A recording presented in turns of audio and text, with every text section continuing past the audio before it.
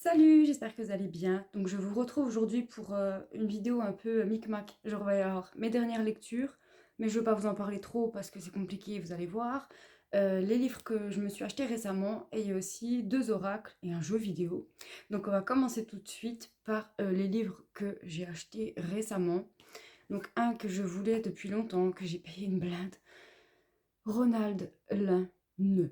Donc, si vous n'avez pas la ref, que vous n'avez pas vu ma vidéo, j'ai voulu acheter ce livre suite à ma lecture de Paul Watzlawick.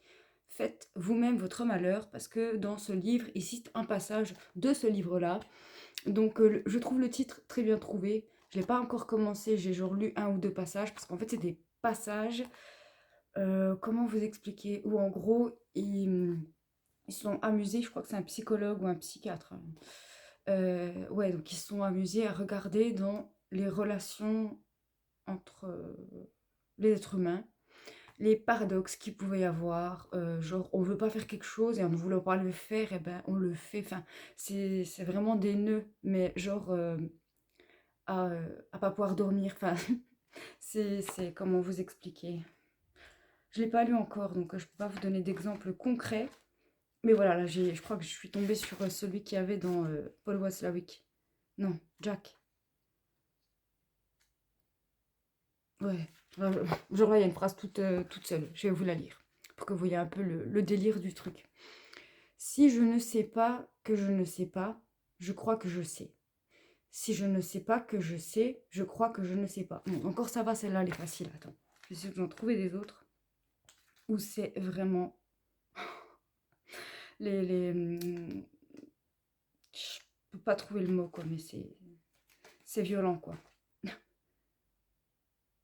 Ouais, en fait, il y a des théories, quoi, des théories sur les relations entre les gens. Mais théories très corsées, quoi, d'où le titre ne, quoi. C'est vraiment violent, hardcore. Mais je le voulais. Alors, j'ai trouvé d'Aloysius Bertrand, Gaspard de la nuit, mais je crois que j'en avais déjà entendu parler sur Internet ou je ne sais où. Donc c'est un cours, on ne sait pas trop quoi, puisque c'est un écrit inachevé. Son seul écrit.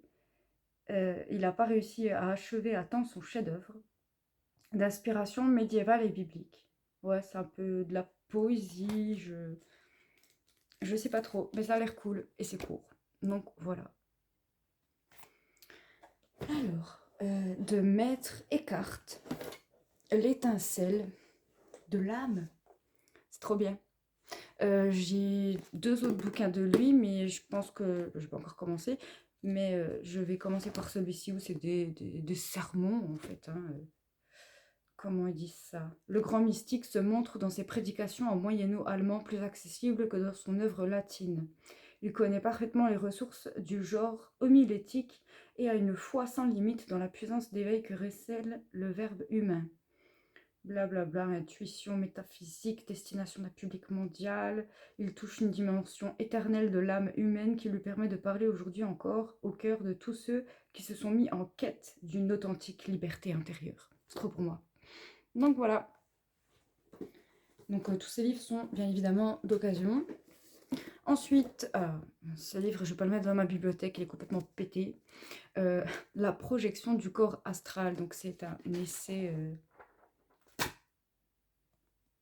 je sais pas dans quelle catégorie mettre le voyage astral, ésotérisme, occultisme, non, je sais pas. Bref, j'avais déjà lu un livre sur les voyages astraux de Laura Tuan, mais je l'aime pas.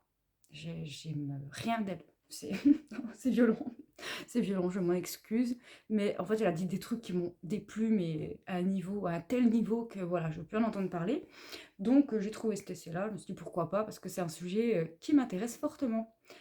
Voilà. Et je vais terminer par le dernier livre que j'ai acheté en neuf. Et c'est même pas vraiment un livre. Donc, il s'agit de la Bible du vintage. Donc, en fait, à la base, si vous voulez, il y a genre 6 mois, un truc comme ça. Crushon, donc l'application de vente de vêtements de seconde main vintage, plus années 80-90, bref, ils avaient mis en libre accès à qui le voulait bien le PDF de ce livre, la Bible du vintage. Donc c'est un plus un document, quoi, où En gros, ça vous donne des indications sur les années, sur les tissus. Voilà, bon, il n'est pas super complet, mais il est intéressant, il est pas mal.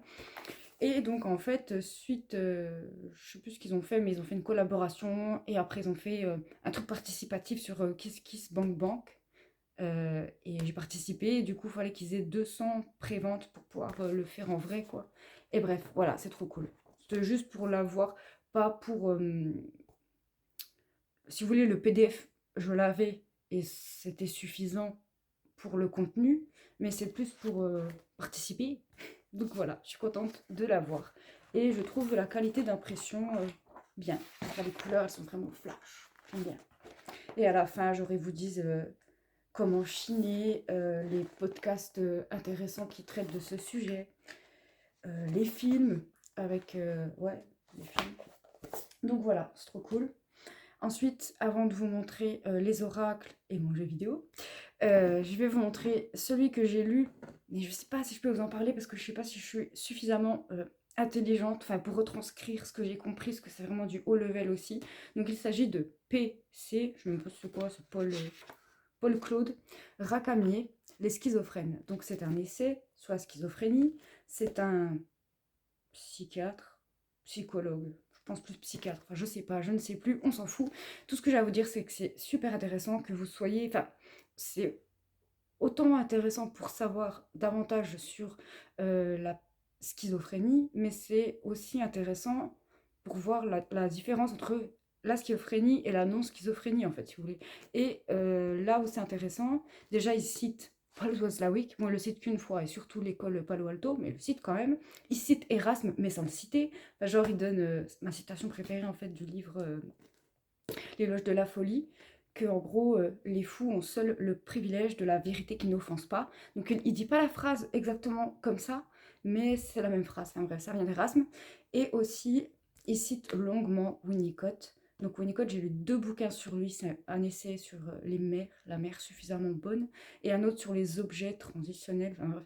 Winnicott, c'est intéressant, mais c'est ennuyant de le lire. Désolée, hein, je mâche pas mes mots. Alors que lui, c'est dynamique, je trouve. Voilà. Et en plus, donc, il parle de narcissisme, de paradoxe. Oh my god, là, il y a une phrase qui a tué mon délire, vous savez même pas à quel point. J'ai même pas envie de vous la dire, elle m'a achevé, quoi. Et il dit aussi... Enfin, il dit plein de trucs intéressants sur bon, l'enfance, sur oui, le narcissisme. Oh oui, je me suis lâchée là-dessus. Je me suis dit, celui-là, je vais le garder, donc... Voilà, par exemple, les paradoxes. Il est habituel de considérer les paradoxes comme des atteintes qui furent portées au sujet dans son enfance et qu'il revit dans le transfert. Et oui, en fait, il y a une phrase qui m'a saoulée qui dit qu'en gros, le paradoxe, c'est l'assassinat ou le meurtre de l'âme. Et j'étais là, en fait, choquée, parce qu'en fait, je suis d'accord, mais ça craint. Donc voilà. Donc, en fait, j'ai bien aimé l'approche sur la schizophrénie qui dit pas genre oui, hallucination, crise psychotique. Non, là, il va plus dans l'intérieur, dans le vécu, dans le ressenti, dans la vision des choses. Ah oui, il parle aussi de jeu d'esprit malsain et en fait qui maintient le schizophrène dans son état, mais qui kiffe trop en fait, comme les paradoxes. Oh là là, donc c'est vraiment un essai ultra brillant. Et franchement, je vais lire d'autres bouquins de ce psy. Voilà. Et celui que j'ai abandonné, alors attention, âme sensible, s'abstenir, parce que là je m'attaque à un pilier de la littérature française, Albert Camus, le mythe de Sisyphe. Alors, j'ai essayé de trouver des gens qui dénigraient cet essai ou qui disaient qu'ils n'avaient pas aimé, mais apparemment il a été accepté universellement parlant. Moi, dès le départ, rien que le mot absurde, ça me pose un problème. Euh, voilà, je l'ai lu. Et à la fin, je l'ai lu en vite fait. Euh, c'est pas mon avis. Enfin, c'est pas de la merde, mais c'est totalement ce que je ne pense pas. Donc, j'ai décidé, suite à cet essai, de ne plus lire Albert Camus, parce qu'en fait, pourquoi je m'obstine? Pourquoi aller vers des auteurs qui nous apportent rien, aux limites qui nous font, qui nous énervent, en fait? Euh, en fait, il y a des pensées qui peuvent se confronter. Donc il y a quelque chose d'intéressant à retirer. Et il y a des pensées opposées ou vraiment on peut rien faire. Et voilà, moi, le mythe de Sisyphe, il m'a totalement déplu. Voilà, donc je ne reviendrai plus vers Albert Camus.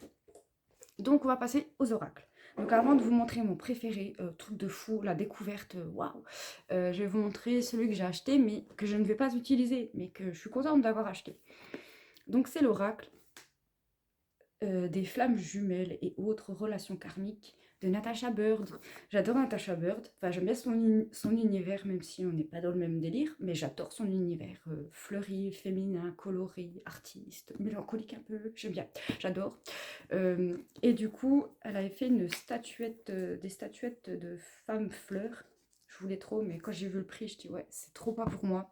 Du coup, quand j'ai vu qu'elle allait sortir un oracle, même si le thème des relations karmiques, c'est un peu ma hantise, excusez-moi, je suis Verseau, j'ai besoin de ma liberté, hein, bref. Et donc, j'ai acheté ce coffret qui est super beau en fait. Comparé aux autres coffrets, genre l'oracle des vies antérieures, l'oracle de Ganesh, ça n'a rien à voir, le coffret est beaucoup plus gros. Vous avez un petit pochon, là, le truc qui pense jamais les autres, c'est un genre de petit truc pour mettre ton jeu, quoi. On a également le livre, pareil, en très bonne qualité, très complet, vraiment beau. Et les cartes. Donc, autant je ne vais pas y jouer parce que le sujet ne m'intéresse pas, mais autant les cartes sont vraiment, vraiment colorées, belles, féminines, tout ce que tu veux, quoi. C'est vraiment un joli cadeau à faire. Surtout pour des débutants. Achetez pas ça à quelqu'un qui tire vraiment les cartes. Mais c'est un bel accessoire. Voilà, pour se reconnecter à son féminin et ses relations karmiques. Donc voilà, mais je le kiffe, hein, je suis contente. Hop. Et donc l'oracle de ouf, de malade, que je kiffe. Enfin, j'ai eu des atomes crochus en fait. Dès que je l'ai eu en main, j'ai fait waouh, ça y est. Enfin, limite, j'utilise plus mon tarot. Après les cartes, je vous ai déjà dit, j'utilise pas tout le temps. Hein, c'est très rare. Donc il s'agit de l'oracle bleu de D. Dorian, donc pour la théorie, et Sylvie Bresse pour les dessins, les illustrations. Donc en fait, Sylvie Bresse, elle en a fait 2 autres, je crois, des oracles. Donc l'oracle bleu, bon, en fait quand j'ai vu les illustrations, je me suis dit, ouais, ça me parle pas, mais après j'ai fait un tirage et truc de fou. Bon, il faut savoir que celui-ci, je l'ai acheté d'occasion, et que je sais direct que c'est quelqu'un, un professionnel qui l'avait. Rien que pas la matière des cartes, mais la façon dont elles glissent, elles ont été utilisées, truc de fou. En plus, elles étaient fortement imprégnées. Enfin, il y avait vraiment une énergie de malade. J'ai jamais ressenti ça. Pourtant, des jeux d'occasion, j'en ai acheté pas mal. Et en fait, ce que j'aime bien, c'est que d'habitude, les oracles, honnêtement, ils s'emmerdent pas. Ils s'emmerdent pas sur la profondeur du contenu des cartes, en fait. Donc, ça m'embête un peu. Alors que là, non seulement ils se sont embêtés parce qu'ils n'ont pas pris les thèmes habituels.